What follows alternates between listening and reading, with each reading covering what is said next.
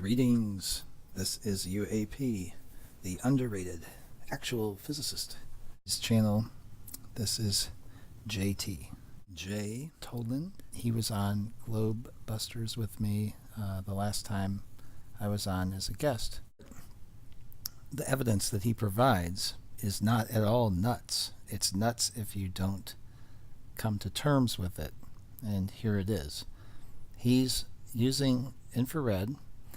And why infrared? Well, it's just beyond the visible spectrum.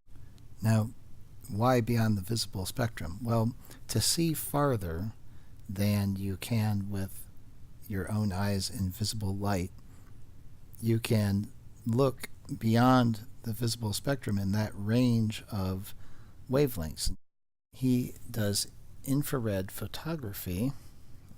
It's just kind of a thing that he took on as a hobby, I guess, for his own curiosity with regard to this flat earth phenomenon. To do this, what he had to do is take off the infrared blocking filter that is internal to almost every camera you buy. Why they have those is it's supposed to help the clarity of the image in the visible spectrum, because that's normally what people use the cameras for.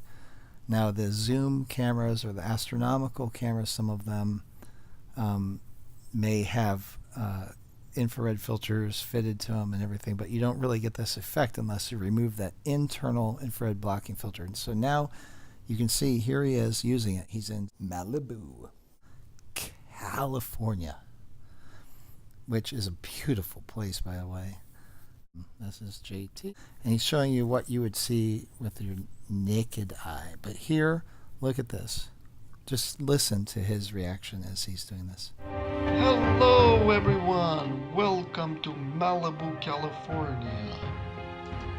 You're about to see the world with new eyes. The veil of haze and fog will be lifted, and you will behold the flat earth like never before. I love the sense of wonder that he gives. He's great. Here we go. I'm in position and I'm pointing the way towards LA. And there you have it. That's LA with the San Gorgonio Mountains in the distance, over 100 miles away. Incredible. But wait, there is more. Look at that. That in the distance is the ghostly figure of Mount San Jacinto by Palm Springs, over 117 miles away. I'm panning to the right, and there is another mountain peak that's visible. There you go. That's the LAX control tower to the right. Just incredible. That peak is over 70 miles away. This is just incredible. Look at the difference infrared can make. It can reveal the unseen. Look at the difference that Google Earth makes. It can hide the unseen, but what is now seen. So here he went back, he did some more imaging with a higher resolution. I think it's a different filter that he used. But wait, there's more. It gets better. Then he had the idea, which I think is a grand idea, especially the proof is in the pudding, where he went aboard a plane, probably for business, whatever. He got a seat near the exit seat, and the window's a little bit bigger there, I think, and he filmed from the plane, and this is what he got from that, and it is spectacular. So check this out. So I just wanted to make that point just in case somebody had those kinds of questions. But here in this video clip, man, it's like, wow, this was my first video that I took with the 4K. There's so much more resolution. I have a previous HD infrared video that I want to post that I took with an HD camera that I modified myself, and we can talk about that because some folks are so excited they just want to run out and buy filters and put it on their P900s, but there's a little bit more to it. You have to remove the cutoff filter from in front of the sensor. But if I may, just real quick, it wasn't very clear in this video what I was saying, and I'm not great at doing videos. These were my first videos that I've done. The stratosphere, I thought everybody knows what that is, but in retrospect, I realized maybe people are thinking I'm talking about the stratosphere above, 70 miles altitude. No, I was talking about the Las Vegas Stratosphere Casino. Okay. That becomes apparent as you keep watching the video. But my thoughts kind of run faster than my brain or my mouth, I guess. I don't know how you say that. But yeah, I'm not great at doing videos. I apologize. I've been sitting on this stuff and I've been writing a book. I have about 6 chapters. I was going to do a fair and balanced treatment of the flat Earth phenomena. I said, there's so much out there, so much weirdness. These people have something they're highlighting that should be, highlighted. And so I decided to do a fair and balanced book, and I quickly realized that there's so much to cover. I mean, from Antarctica to space, I said, wow, this is going to be quite a job. And I kind of lost interest when people got pissed at me. I couldn't talk to anybody because nobody engages. It seems like on the forums, people are too polarized and they're calling each other names. So I kind of just gave up until I got into infrared. And I thought, you know what? I should not be sitting on this proof. It's just too powerful. I should put this out there for folks to have a look at it because it's incredible. So that's what prompted me to get into making videos. I started feeling guilty that I'm sitting on this dynamite proof. There's a strong flat Earth phenomena, like I like to say. What are you saying, dude? Are you saying the Earth is flat? And I tell people, all I'm subscribing to publicly is there is a flat Earth phenomena. You cannot measure the curvature of the Earth accurately. And that's my hook for them. I say, go out there and measure the curvature of the Earth. And then come back and let's talk about it. Yeah, let's talk about it. Remember Newport cigarettes? You've come a long way, baby. They were marketed towards women. Well, aerial photography has come a long way, baby. Since 1860, here's the earliest surviving photograph taken from an aerial balloon. And let's bring it up to 2018 to the most relevant aerial photography to date right here.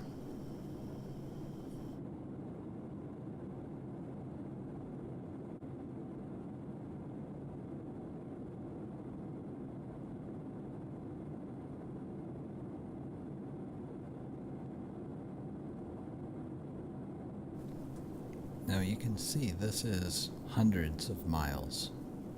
I'm not going to get into the details of it, but the mountains are hundreds of miles away, maybe 500 miles easily, one of them. And you can see lands beyond these mountains. And you have to realize that as it increases, as the distance increases beyond the identifiable landmarks, such as the mountains, that gap that spans from the horizon to the identifiable landmarks is an exponentially growing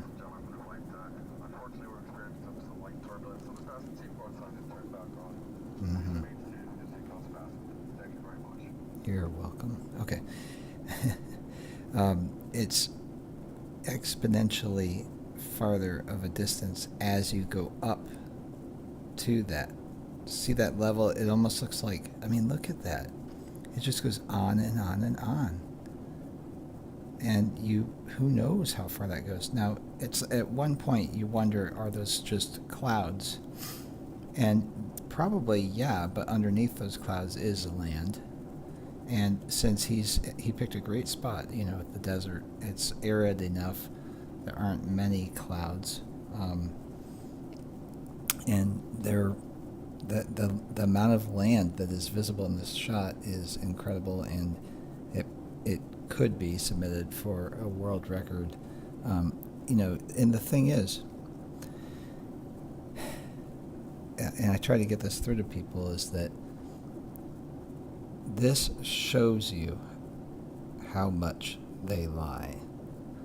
And by they, I mean the authorities, the government. You think that they don't have infrared. You think that the pilots that fly up at 50,000 feet, 60,000 feet and higher don't use infrared to see as far as they can. Of course they do.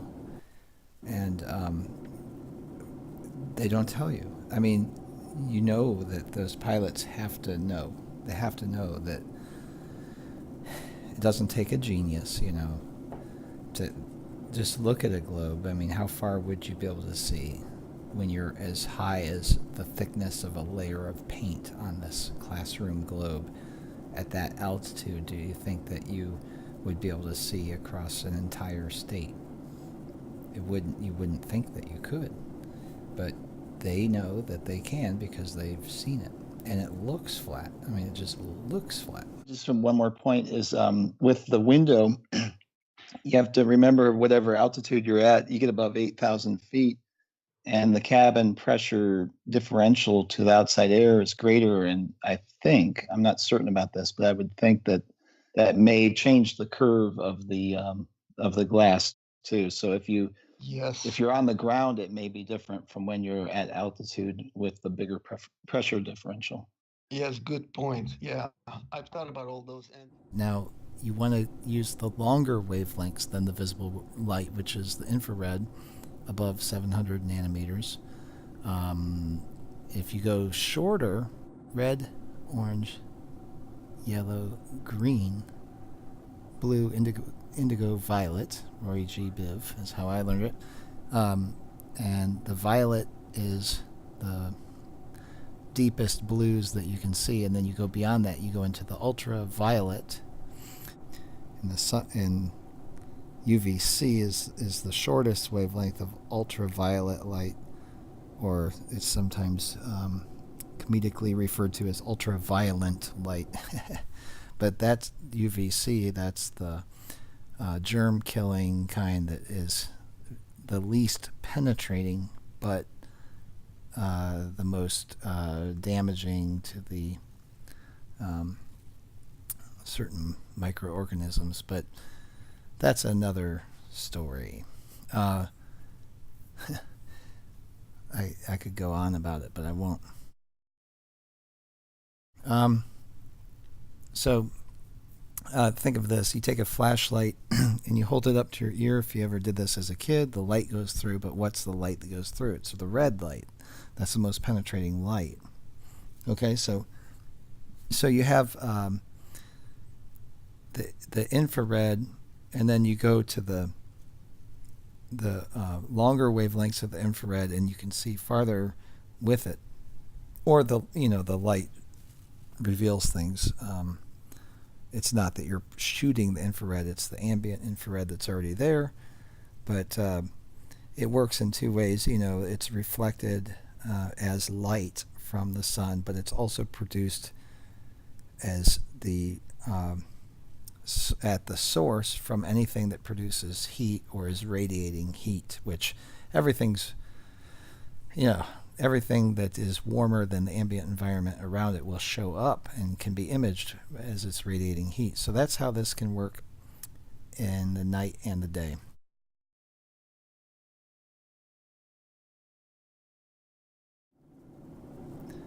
If you get into the calculation, 8 inches times the number of miles squared is the drop, the curvature drop, up to a certain point, okay? I don't know what the hell that is. But that brings me to another point here that that's probably just a droplet on the window, I think. I don't know. But there was something, an anomaly in this video that I don't think anybody noticed. And I don't want to distract from from what's happening here. So I'm going to show that in another video of mine. So just you know, be sure to subscribe so you don't miss it, and subscribe, of course, to JT's channel. It may be hard to find because when I type it in, it doesn't pop up. Thanks search engines. That's they're looking out for you, you know. Have you heard about this? They're making sure that the search results don't come up with what they determine to be falsifying and misleading subjects and news and things like that. So they're making sure that when you type in the exact word for word, letter for letter search term of something you're looking for, that it doesn't pop up, because they don't want you to be misled that the earth is flat. But you can see here with this photographic evidence, this is not NASA, you know that. You know that because it is not CGI, it is not painted. We didn't start this video by saying, imagine we're, you know, we don't start that way. We start with the evidence, the photographic evidence. Look. And so you can see that horizon. I mean, that is so far out.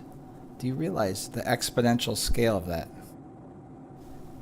I mean, each millimeter on your screen or less that you go up represents a greater number of miles, and we're talking in the hundreds, just especially towards the end there. So I urge you to check these videos out. They're pretty long, but that's good because it's going to take some time to kind of soak in, I think. It's amazing. And like you saw in those comments, this might be the longest published distance photograph of all time, because you know, barring photos of the celestial bodies, which well, those could be, you know, for as much as 4,000 miles away. It's hard to say. There's a number that keeps coming up, but anyway, yeah, check it out for yourself. And I've gone on long enough. I mean, tell your mailman, tell your cousin, call up your cousin and say, hey cuz, the earth is flat, did you know that? Because you can use this and you can just show them. I mean, the proof's there. I mean, you compare this to NASA's crap, and there's no comparison. NASA's crap is just that. I mean, it's those CGI phony baloney images have run their course. They're done. It's done. It's over. It's all over. Oh, and I have a P1000 pre-ordered.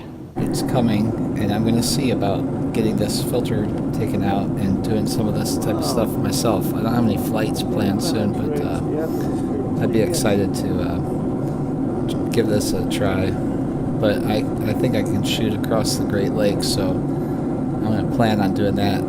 I have a spot picked out and everything, so I'm going to check it out. So subscribe and see what comes next, and especially, you know, JT's channel. He's delivering these. These are fantastic. This was just published a few days ago.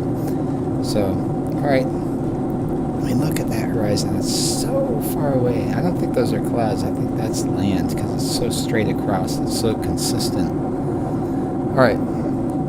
Ciao.